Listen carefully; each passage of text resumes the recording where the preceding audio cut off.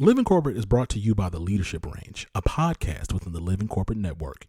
Hosted by globally certified and Fortune 500 executive coach and leadership development expert Neil Edwards, the Leadership Range is focused on having real, raw, soulful, and accountable conversations about inclusive leadership, allyship, professional development. Every week is a new episode with new learning and new actions to take on to grow inclusively. Make sure you check out the Leadership Range everywhere you listen to podcasts.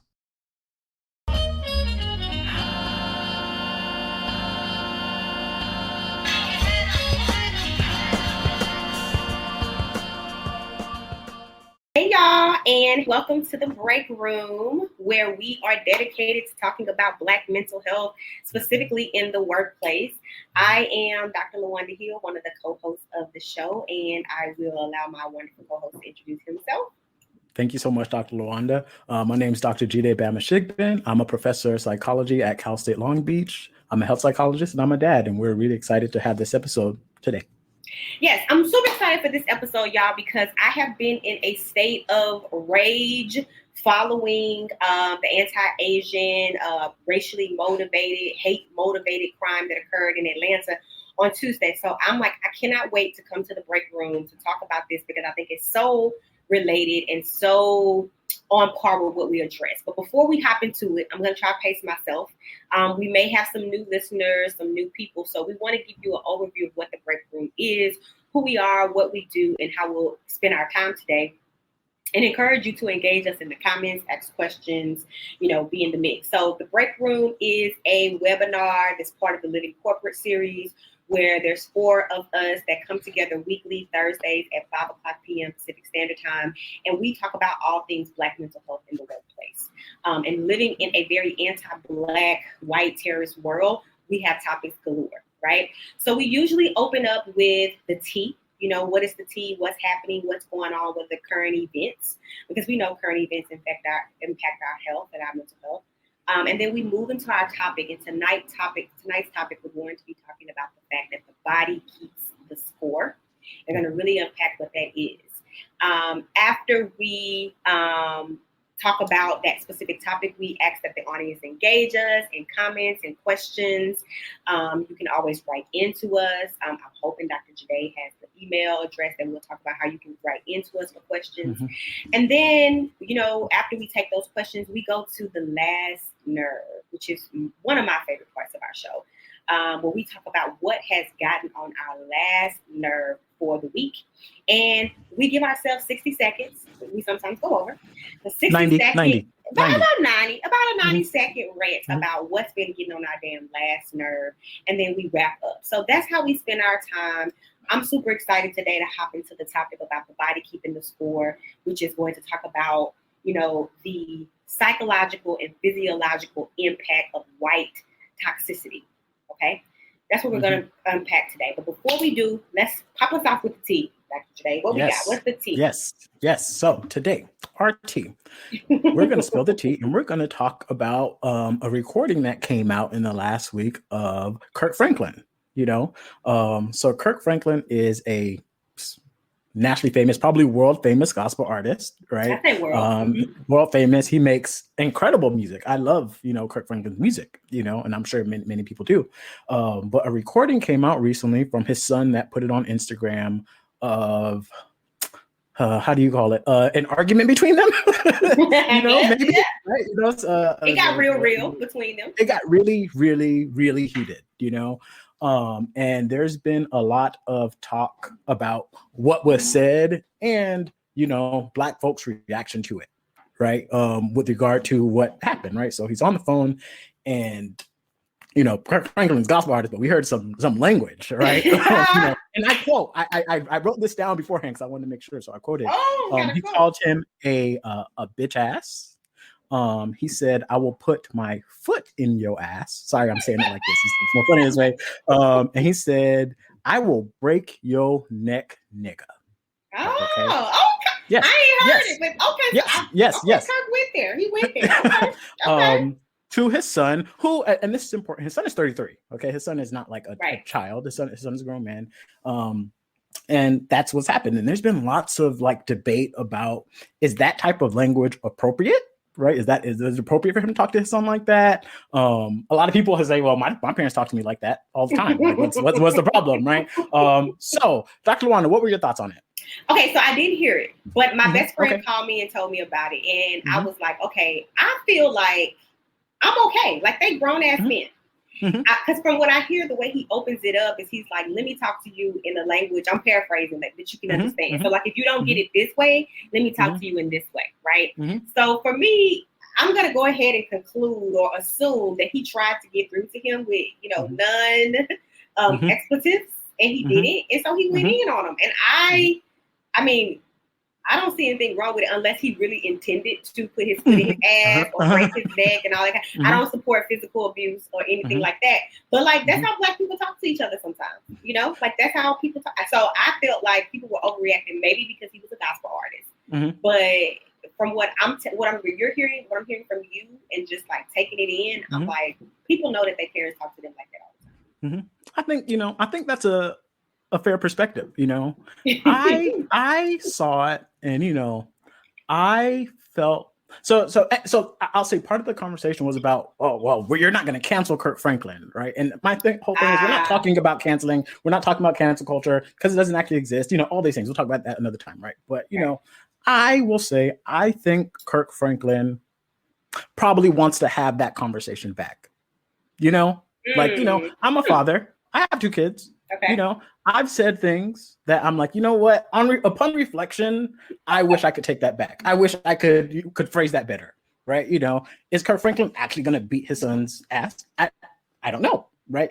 I don't know. But that kind of conversation, I feel like he could have handled it better as the adult, right? Because no matter what age you are, your parent is still your parent. Your parent is still your parent. At the same time, that's how people talk. Right. That's how me and my dogs talk when we're playing basketball with each other, all these different kinds of things. So there's a lot of cultural aspects of it, but also as a parent, you feel like he may have lost his cool. I think he lost his cool.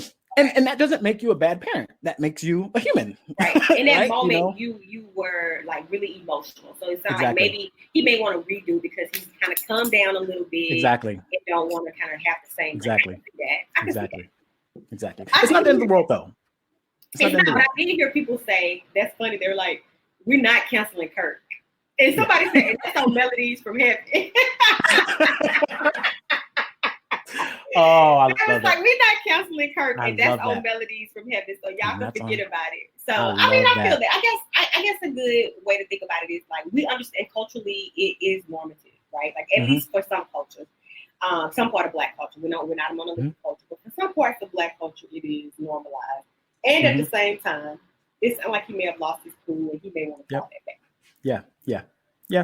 But it's not the end of the world. He wouldn't be the first parent to curse his kid. He's just the only one. But one of the he happens to be famous and he was caught on tape. And he was caught on tape. Right. Exactly. He was outed on tape by his son doing it. Exactly.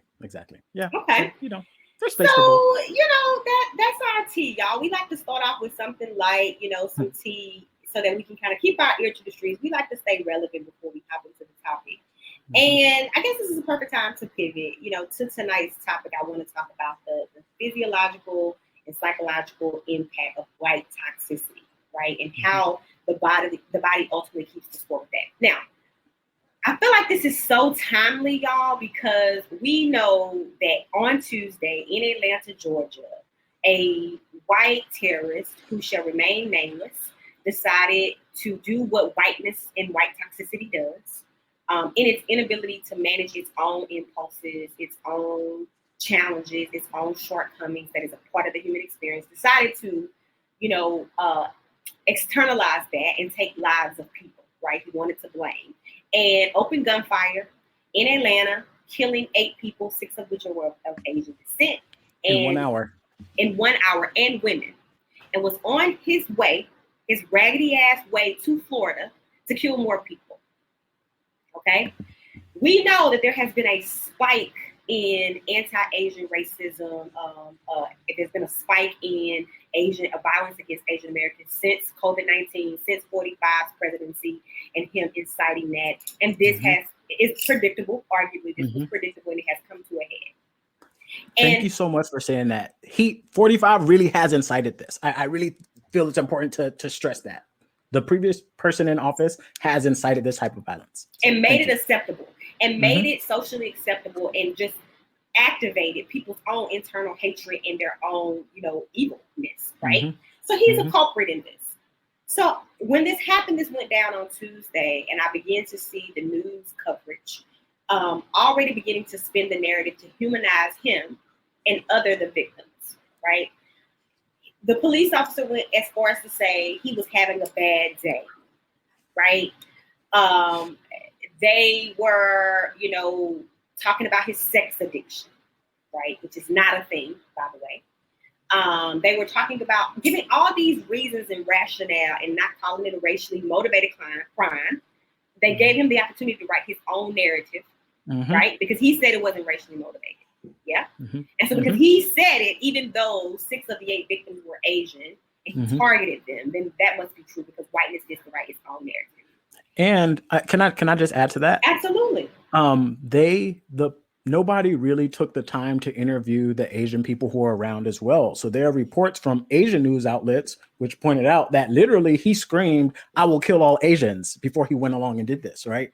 And you're allowing him to set this narrative, right, about, well, it wasn't racially motivated. It's really upsetting. So it's a bunch of bullshit. That's what it is. It's a bunch of bullshit. And as it began to unfold, I remember just feeling rage and like a physical reaction, which we're going to talk a little bit more about later, like a physical, visceral reaction to the news coverage, to his audacity, to the fact that lives have been lost.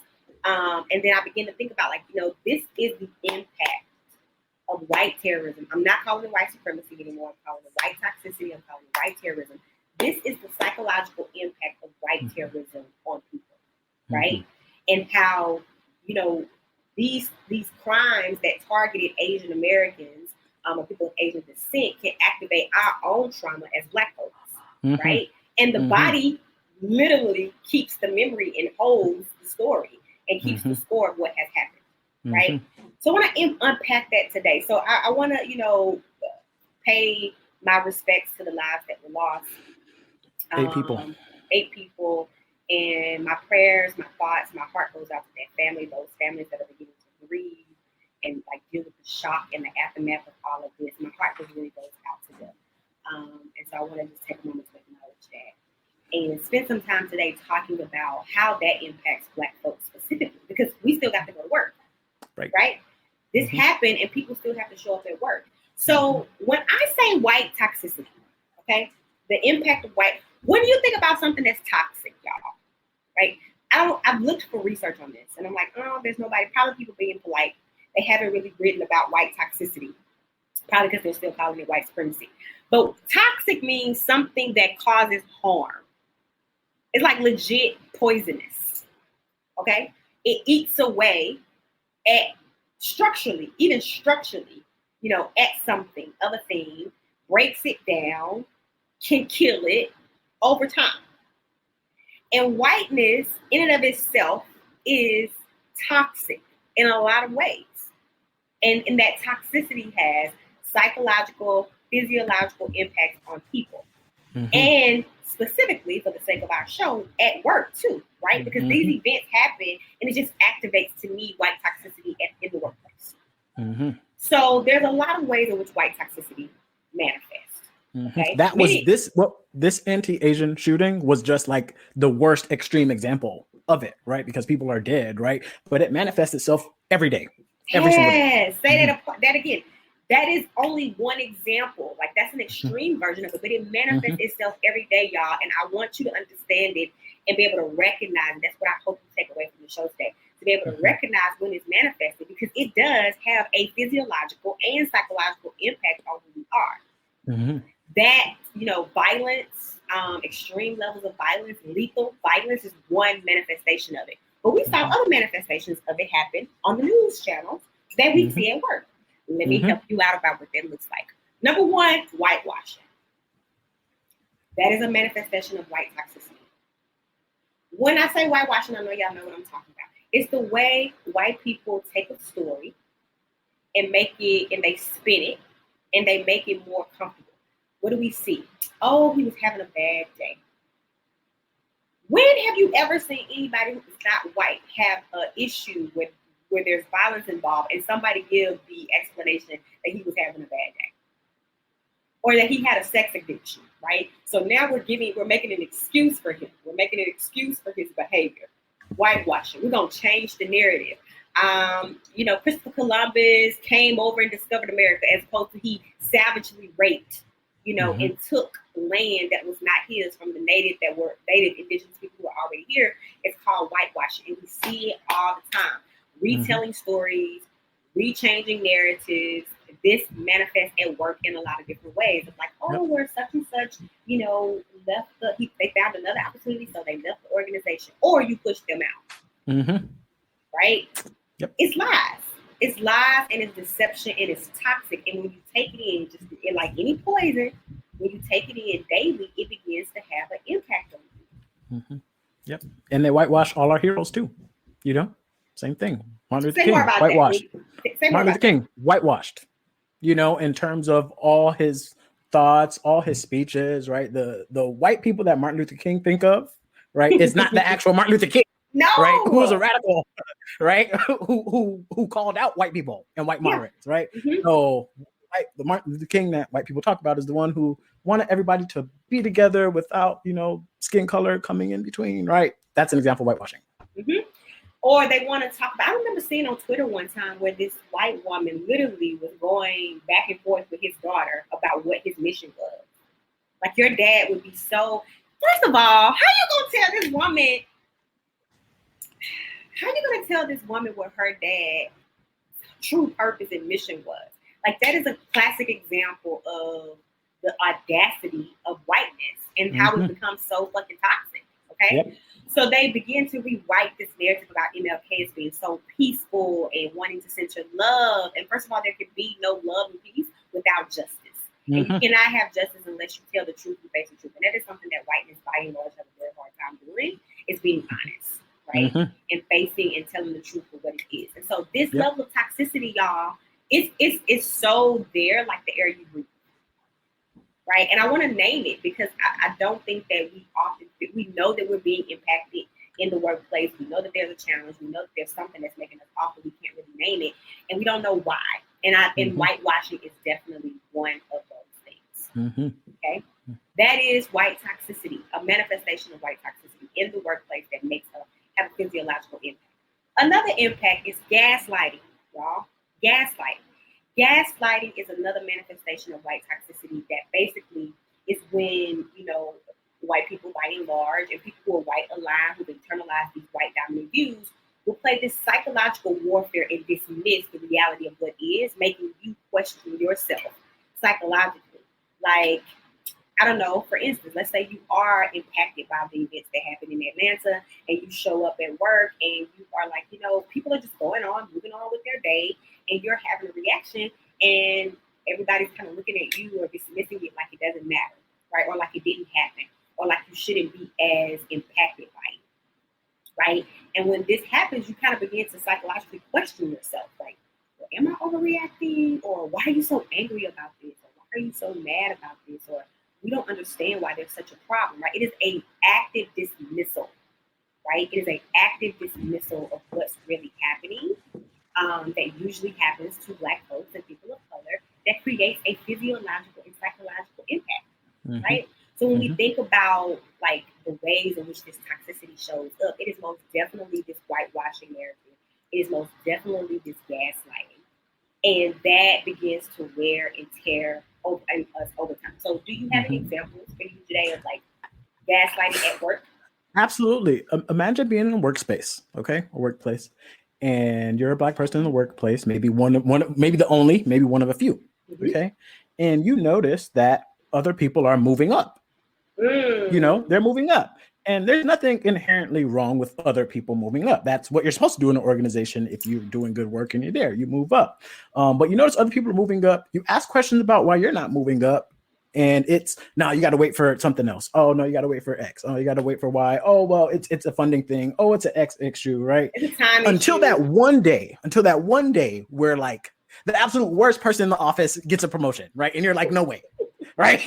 You know, the son of the boss, right? The white man in the office, whatever. Somebody just gets a promotion, and you're like, no, actually, this whole time I was waiting on you, right? Because I'm thinking you're my boss. This is a good faith effort. My time will come when it's time, right? But actually, you were never gonna let me move up, right? You know, and that happens a lot. That happens a lot. I went to graduate school at UCLA. I can pull a Black grad student out of any department, chemistry, political science, XYZ, and they'll have a similar story, right? There's no more funding. There's no more X. Well, it's not the right time. Well, no, that's just gaslighting. Or because it's not the truth. It's not the truth, right? And at the end of the day, that's what gaslighting does. It distorts the truth and the reality of what is that you know is rooted in anti-Blackness, that you know is rooted in a lot of privilege, nepotism in a lot of instances, or mediocrity, but it refuses to acknowledge the reality of what's happening, right? And when you don't do that, that fucks with your psyche. Yep. You know, like you're gonna say that this is a funding issue when y'all found funding for random things, you know, or this is going to take so much time, but you can put time and energy behind things that you really, really value. So this gaslighting is another way in which white toxicity manifests, y'all. And it is problematic on so many different levels, and it begins to eat away at you. And I think the third one, before we start talking about the impact, like the psychological impact of what I want to name as toxicity, is this is a common one that I think doesn't get a lot of airtime, and it's this white niceness, right? It's toxic, right? It's this white niceness that manifests as I'm going to be nice and I'm going to be kind to you so that I don't have to address any bigger issues or deeper issues or acknowledge my privilege or acknowledge the ways in which I am unfairly or unduly benefiting from my whiteness. And if I'm nice to you, that'll make all that go away, right? And we don't have to address any issues, right? I don't have to give up any level of power. I don't have to be uncomfortable in any way as long as I'm nice. Toxicity with a smile. Toxicity with a smile. Toxicity, I'm not going to hire you. But I'm going to be nice, and I'm going to be kind about it, and I'm going to be polite, but I'm not going to really deal with any of the real issues, right? Because I know that what you face is real, but I'm just going to pretend like I don't. And so sometimes I feel like, not sometimes, most of the time, white niceness is weaponized, right?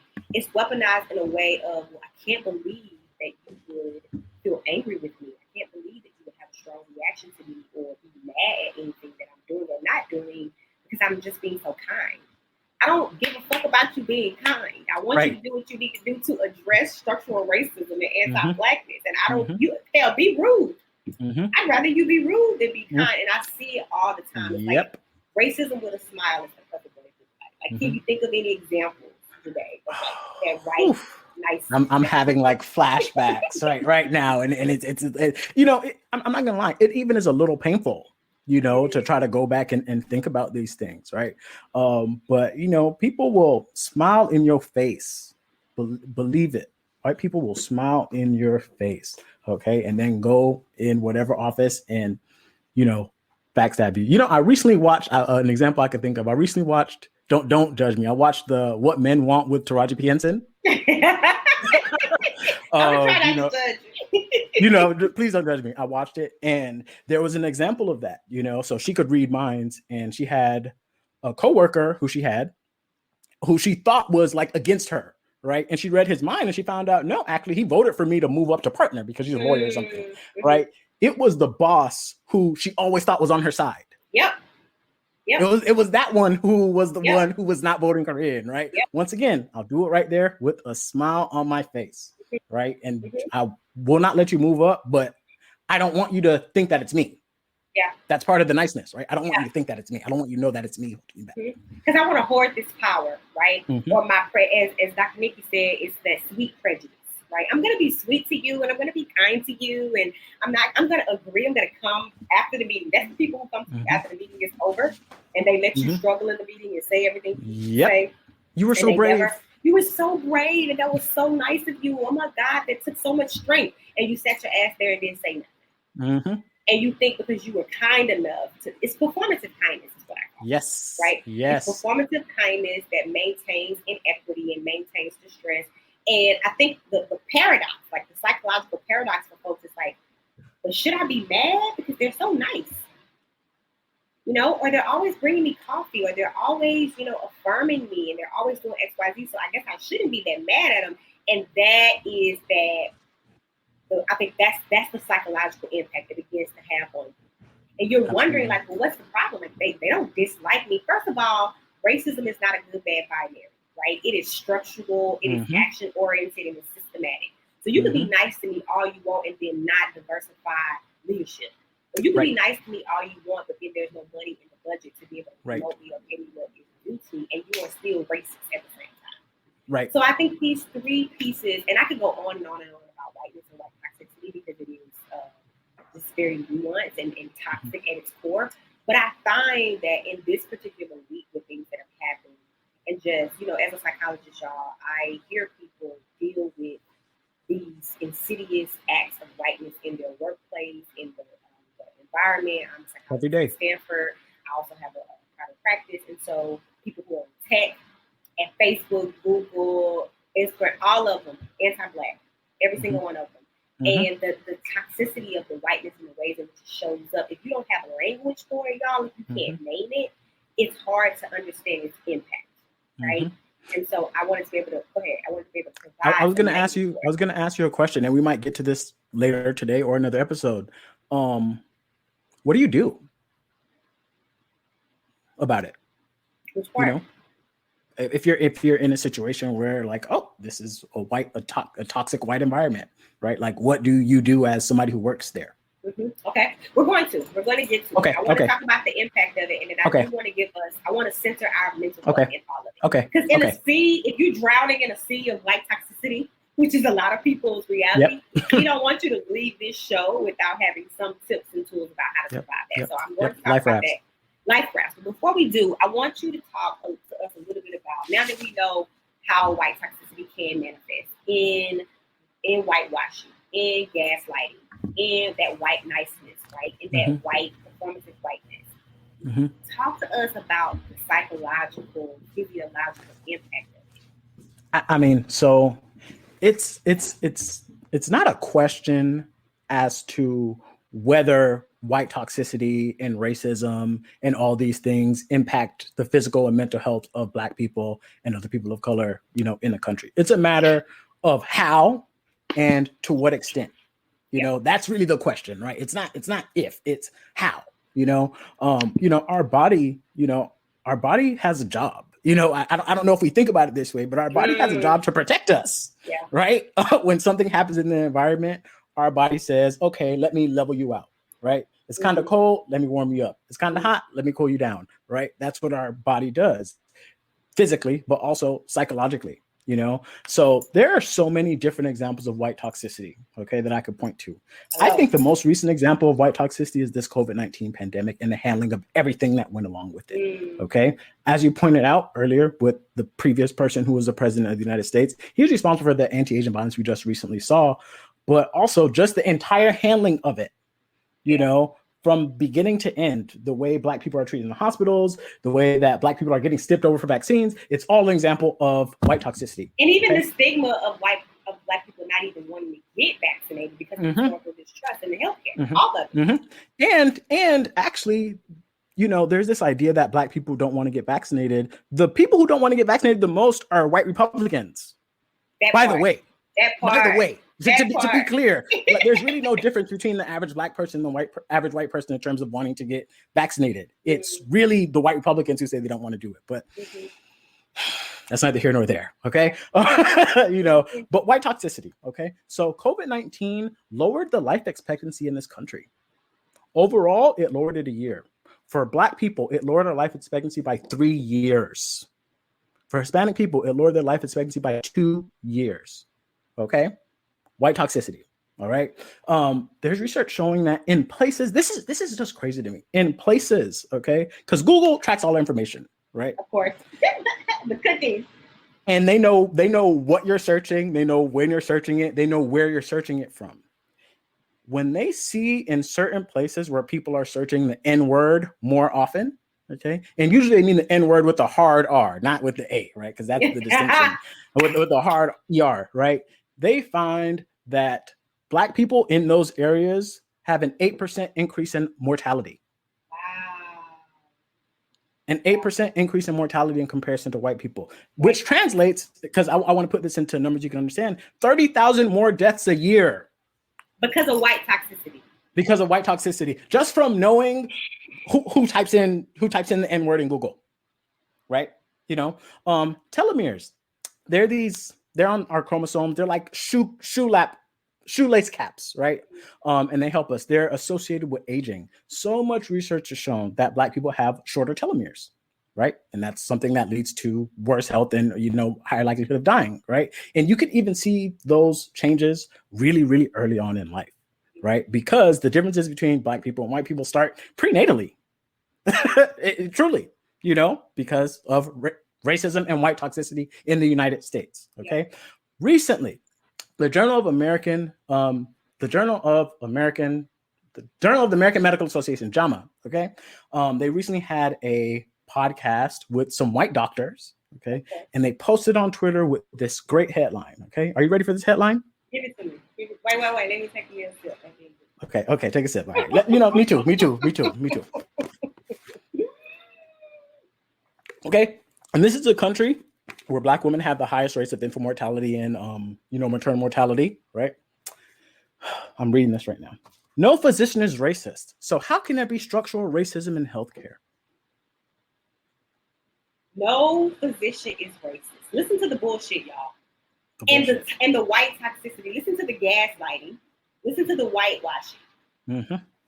No physician. No physician. Even hell, I would even say even the white niceness, right? No physician is racist. So how can there be structural? It's all three. It's all three in a nutshell. Mm-hmm. Wow. Yeah. And everybody's like, in this country, right? The same country that treats fat people poorly, right? That doesn't listen to them when they have a problem, that doesn't treat Black people well, doesn't treat poor people well, treats homeless people as if they're disposable. That country, there's no physician that's racist. First of all, let me break it down for it to forever be broken. Okay? Like he said on Love Jones, I believe it is. Racism is an act. Anytime there's multiple races at the table, right? And let's just take this whole idea of healthcare in infant mortality rate or maternal rate of death. If there are more people within one race represented in those deaths than others, and they happen to be disproportionately Black or disproportionately Latinx or disproportionately Indigenous Native folks, racism is at play. One race is being favored, having a higher rate of life expectancy. One race is not. Like there is something racist about that because it is centering, elevating one race while marginalizing and oppressing another. Okay? That is a fundamental fact. We got to get beyond this good, bad, binary. No person thinks they're racist or admits to being racist, but yet the data suggests differently. So if you see that the rates of mortality for Black women, for instance, who are, maternal and moving through the maternal process are higher, there is a level of racism at play. Why is that not happening for whites, Latinx, Asian, you name it? Okay? And so then, just for the ignorant ass doctors who don't get it, that is racism. So therefore, if it's happening structurally, there's something inherent in the process that creates the disproportionate outcome. Even in their biases in evaluating these women, in understanding these women's body, in understanding the ways in which they carry children to term or not to term, in ways in which they assess. Structurally, there's something that's being missed about a particular race that's leading to a negative outcome. You idiot. I'm sorry, I had to give that because that huge idiot. No, thank you. That's exactly what it is, and that's just to showcase this is what we're up against. Right? This is what we're up against. Like the JAMA, I can't really explain how big JAMA is. Do you know what I'm saying? JAMA is like the New York Times of medical journals. Exactly. Do you know what I'm saying? Exactly. And this is a representation of the medical system gaslighting you. Telling you that structural racism doesn't exist. Racism doesn't exist. So how could it be structurally racist? So that's what we're up against. So we have a question that was asked previously, and I'm going to read it to you because I want you to answer this one. Okay. Okay. This isn't me writing it, but obviously, I am a Black female, fairly young, 30-ish, professional that feels that the excellence that is inherent in others, that is inherent in how I show up, often makes others, even other Black folk in power, uncomfortable. Any advice on how to unpack that? Not wanting to lose myself, but also not wanting to make others uncomfortable.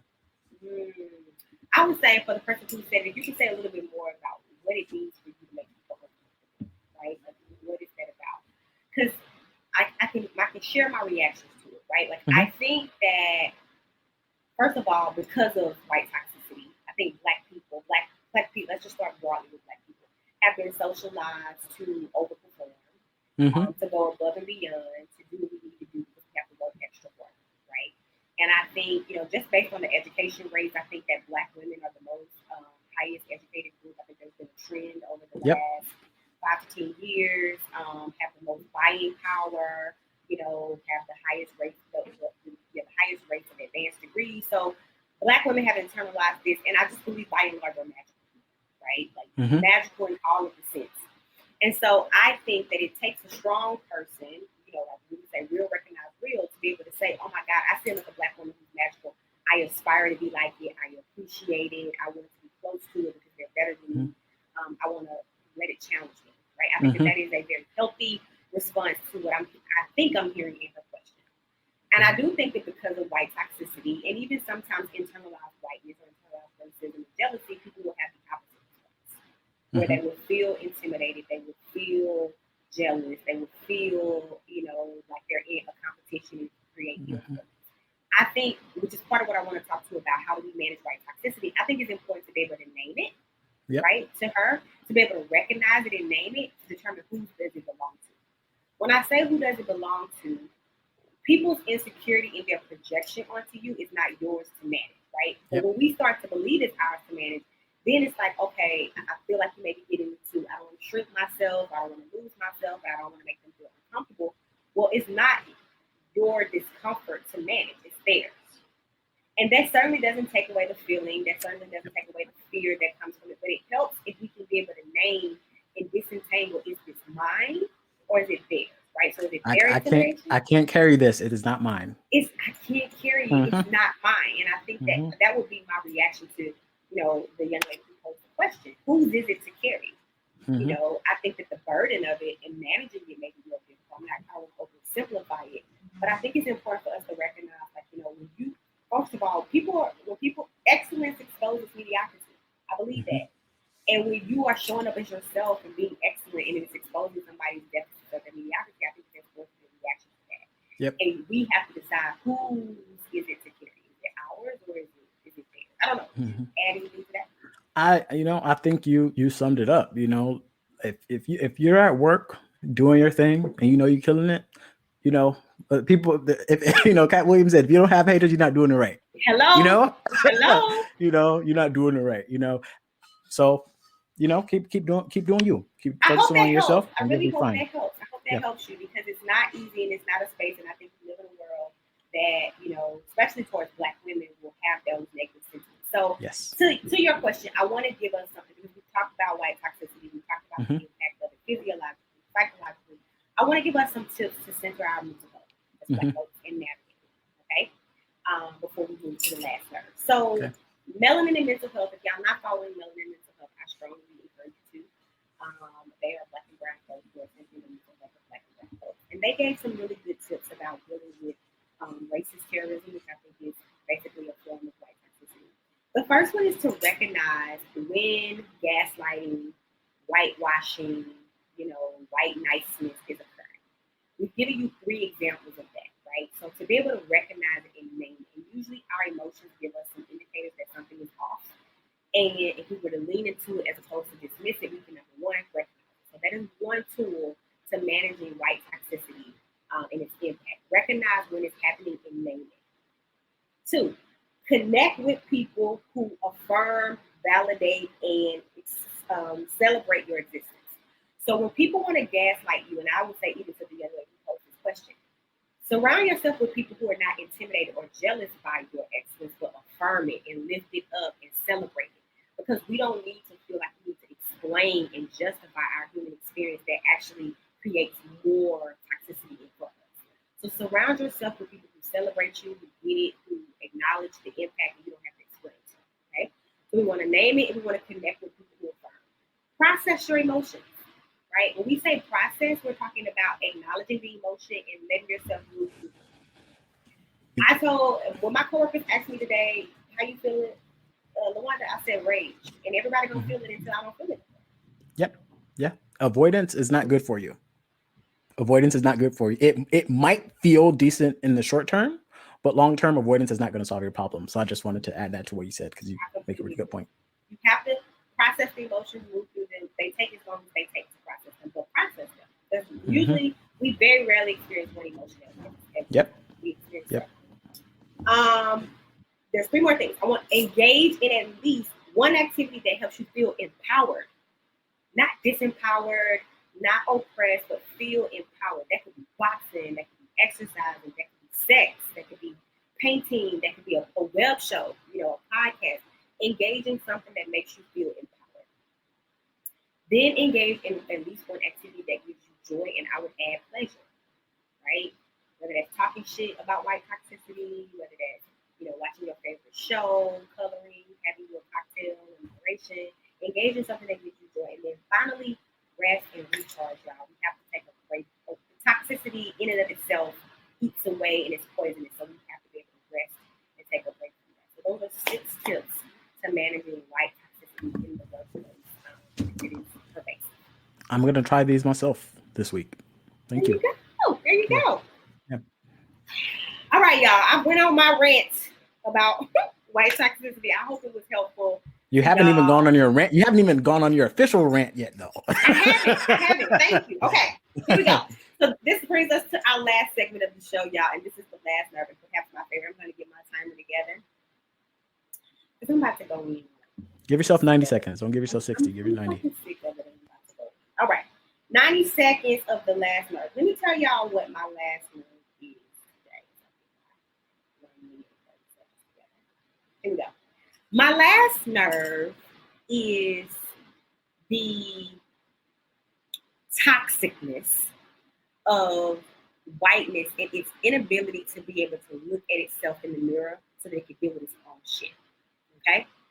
Whiteness and all of its toxicity is so coddled in these great United States of America that it is constantly externalizing, constantly not validating, constantly looking for reasons to blame other people for its shit. Okay? I.e., I got a sex addiction, so I shoot up people. I.e., I'm having a bad day, so I kill people and I take lives. And I'm over it. I need for y'all to sit down, look yourself in the mirror, and deal with your bullshit and stop making people the victim of your toxicness. People don't deserve it. People do not deserve to be victims of your toxicity. You are lethal. You are toxic, and you eat away at people's psyche.